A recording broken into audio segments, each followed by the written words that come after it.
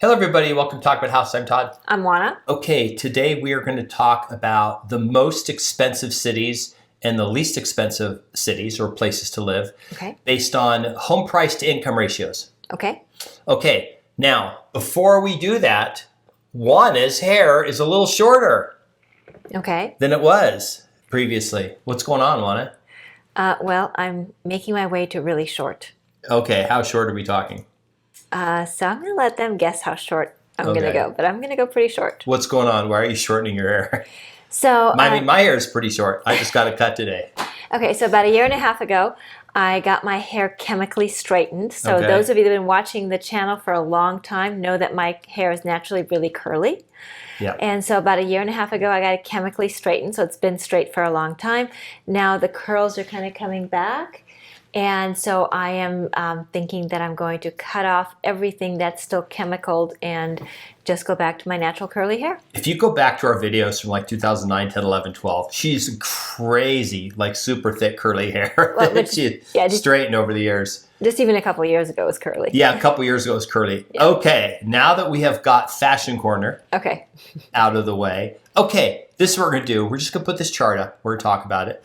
This is the home price to income ratio of large U.S. cities. So the way this chart works is up on the top it has that little bar. And if it's blue, then the ratio is low, like 2 or 3 times income can afford a house. And if it's dark purple or like a dark blood red, it's 12 times income. That's the peak. And what we're gonna do is talk about why this is and go through some of the cities and talk about what's going on here, because the crash bros tend to focus on the outlier data. They make a big deal about it. We're going to explain why that maybe doesn't work here and what's going on in some of these cities. So first of all, let's start off with the blue ones. Okay, I'm just going to read through. Now, these are the lowest. These basically we'll call it below 4, meaning if the median income is $60,000, then you can buy a house for $180 or $240. That's a median house. Mm-hmm. So we're talking median income to median home prices. And then we'll go through, but that's not even a fair comparison. We'll talk about that later, because median income earners do not buy median homes. It doesn't work that way. Okay, so let's go through here. Okay, so we'll start with these cities. I'm going to go through the cities and tell me what they all kind of have in common. Detroit, Cleveland, Memphis, Wichita, Oklahoma City, Baltimore, Tulsa, Indianapolis, Kansas City, Louisville, Philadelphia, Milwaukee, Columbus, Ohio, Omaha, Chicago, El Paso. These are all basically, call it 4 or less. Are these highly desirable places where there's a ton of opportunity, people are trying to go there, low crime, excellent schools? So, without touching all that. Okay. All of that just sounds mean. Without touching all that, look, all of these, what they really have in common is geography. And by geography, I mean they're not on either coast. And because they're not on either coast, we know that generally speaking, homes that are more expensive and areas that are more economically desirable, meaning that there are more economic opportunities for people, whether it be jobs or businesses, whatever that is, tend to be on the coast. And all of these places are, as we're political season, so they're in flyover country, right? Except maybe for Pennsylvania, but they tend to be kind of those in between, and because that they're the in betweens, they tend to not have as much economic opportunity. They tend to be older.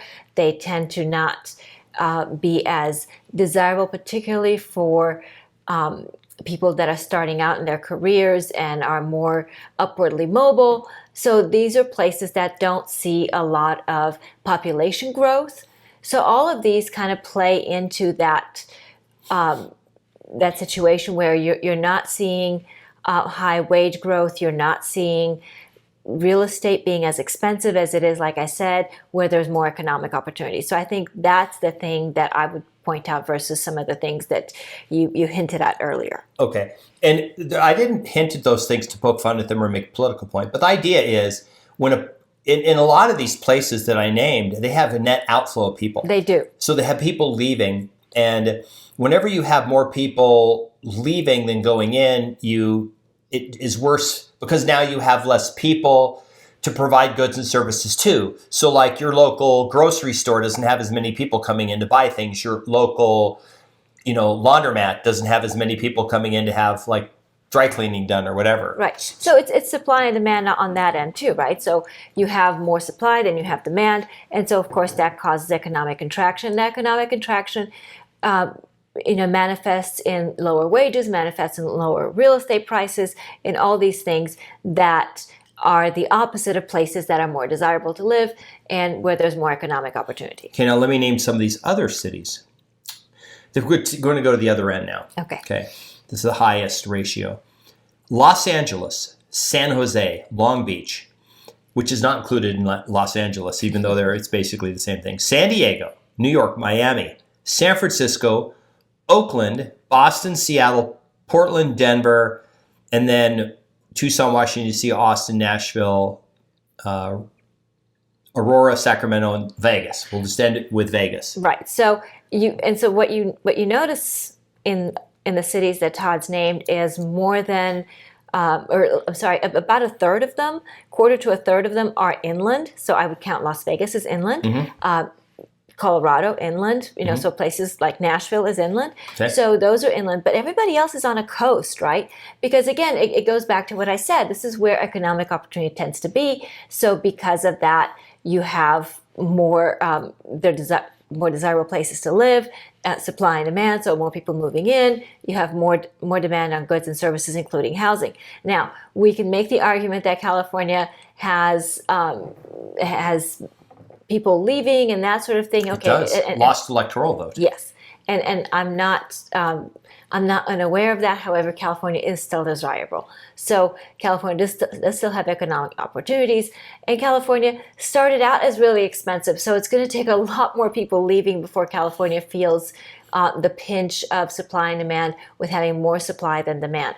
Everybody else is growing. So for example, going back to Nashville and Las Vegas and places like that, we have a net inflow of people. So that means that we're growing. So because we have more growth, obviously there's more demand than there is supply. And so we have wages growing, we have real estate prices growing. And so we do have that happening. And it's just the opposite of the places that we talked about before. Now, what's interesting is on this, San Francisco and New York would have been 1 and 2 5 years ago. Right. They're not. They actually have had people leave. So those ratios have dropped. Their home prices have dropped in those areas. New York is kind of making a rebound just because it's New York City. But what's interesting about a lot of these, so Los Angeles, you're constricted by geography. You can't build anything west because you have an ocean, right? Same thing with San Francisco. Same thing with San Francisco. Same thing with San Diego. Same thing with New York. It's an island. Right. A lot of these cities have these strict geographical restrictions, including Oakland. Because remember, Oakland, you have hills and mountains, and even though it's called it a rebuilding year for Oakland, there's a lot of people who've left San Francisco who've kind of just gone across the bay, right, which are supporting. Even though the sports teams are all coming to Vegas because they prefer to be here. I think it's interesting Vegas is on this. It's 5.9 times earnings. We're historically a little bit cheaper. Like we're normally like in the median, but we're just a little above median. Another thing that's about this that I'll point out here, I want to talk about, even within these markets, you will find areas where only going 4 or 5 miles makes a substantial difference. I'll give you an example.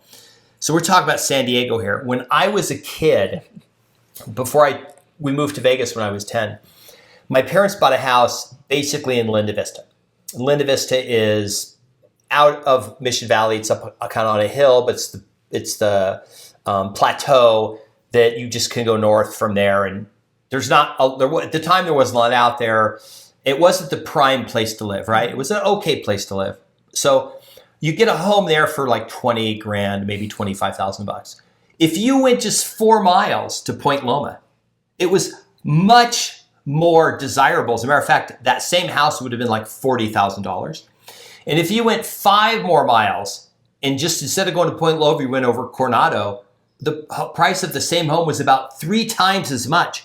So now you're talking about this geographical area where literally the exact same house, just by being a couple miles away is now double the price. And that kind of today is the same. If you go to a lot of these cities, look at New York City. Certain parts of the city are just more desirable than other parts of the city. They're more expensive to be in areas. Right. So we've talked about this a lot, and that real estate is hyper-local. I mean, here in Vegas, one of my favorite examples is the cutoff between Summerlin and maybe the Lakes or Piccoli Ranch, right?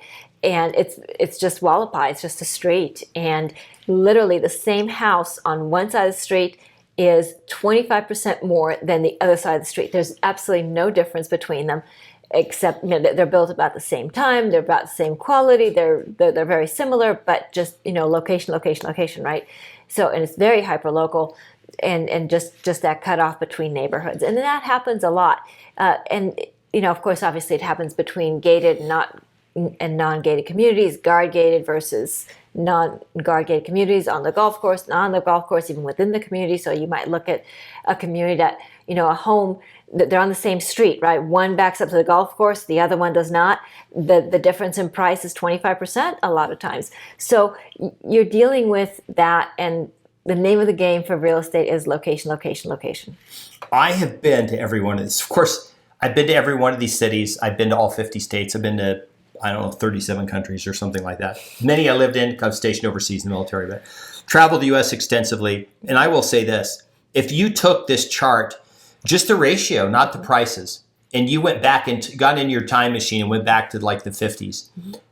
Now remember, in the 50s, you have the homes being built are not going to be the same quality, and this larger homes, they're going to tend to be 1,100 square foot homes. But you're going to find the same difference, meaning Cleveland, Memphis, and Wichita, and Tulsa are not going to be the same price as San Diego, Los Angeles, Seattle, and New York City. Correct. Right? So, and this is not just tech. This is just, these areas are more expensive, and it just so happened they ended up, that's where people, the core group of people that they're causing this, where are they? They're in the Northeast, they're on the West Coast, and they're in other parts of the country in tech hubs, which right now are Miami and Austin and sort of Nashville. And if you stripped out all those cities, then the rest of the country doesn't, they have more tech jobs and tech workers and wealth being generated really than most of the rest of the country. Right. But even when you, like you put it, get in your time machine and go back and look, before there was tech, there were other industries, there were other economic opportunities, and they belonged to the same areas. Yeah, they tended to. Manufacturing was huge in the Midwest and the Northeast. Chicago, Detroit, did very well, probably up the 50s and 60s and 70s until, manufacturing started going overseas and stuff. And those were more affluent areas. If you go back to the 1900s, you had places in like West Virginia, Pennsylvania, which were mining that did okay. They did better than average. And those, you can go back to those towns and there's nothing there now. They have like places in Pennsylvania and West Virginia where they're like deserted towns. Right. But I'm talking, maybe we're not going back 125 years. Okay. Let's go back 30 years. When you go back 30 years, these numbers are going to look very similar. There's really not a substantial difference because the economic opportunities then, and we can argue that was 30 years ago, there was not a whole lot of tech, right? Mm. Then, those economic opportunities were in the same place where they are now. If we go back 50 years, then again, you're going to see the same places. Economic opportunities were still in the same places. These places, economic opportunities are these really funny things that once they get going, they have a lot of momentum. And businesses keep thriving and keep coming to those areas. Yeah. Because the talent is already there, because infrastructure maybe is already there, all kinds of reasons why those areas keep attracting people going forward.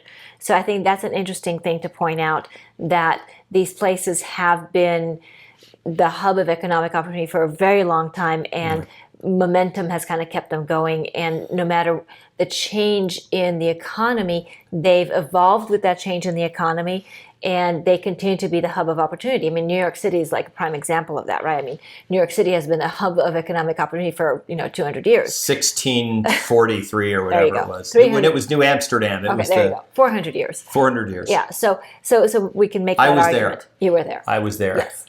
So we can make that argument. But the point is that these economic opportunities are what drive the wages and what drive the real estate prices and the home prices and all of this in those areas. Yeah, it's pretty interesting to look at this chart and realize that the parts of the country that have the most, like the South and the West, and then the Central West, like Colorado, Arizona, New Mexico, is where we have people coming to.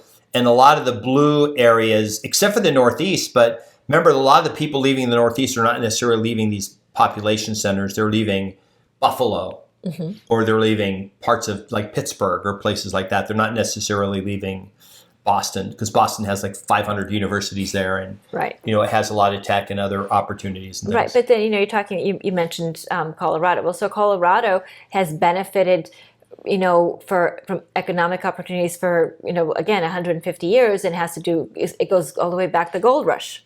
Yeah, mining. Exactly. So it goes back to mining. So there are all these economic opportunities. They don't have to be tech.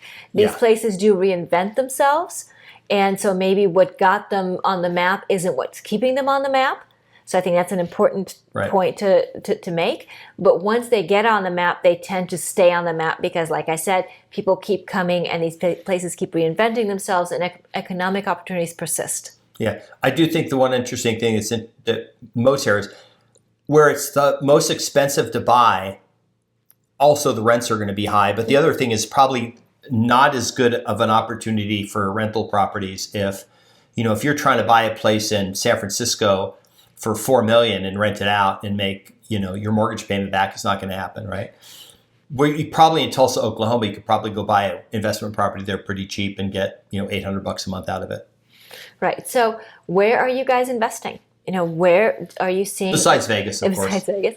Where are you seeing a good rate of return? Now, the reason I ask that is because we do see investors who are investing across the country. So they're mom and pop investors like you and I, and maybe they have a dozen rental properties and they can be spread out throughout the country. So I think that's an interesting thing to ask is, where are you guys investing? Are you investing in your local market and one more, or in multiple markets? I'm always interested to find out what you guys are doing out there. So leave us some comments and tell us where you're investing and the reason. And please remember to like the video, subscribe, hit the notification bell, share the video, and we'll see you on the next video. Bye. Bye.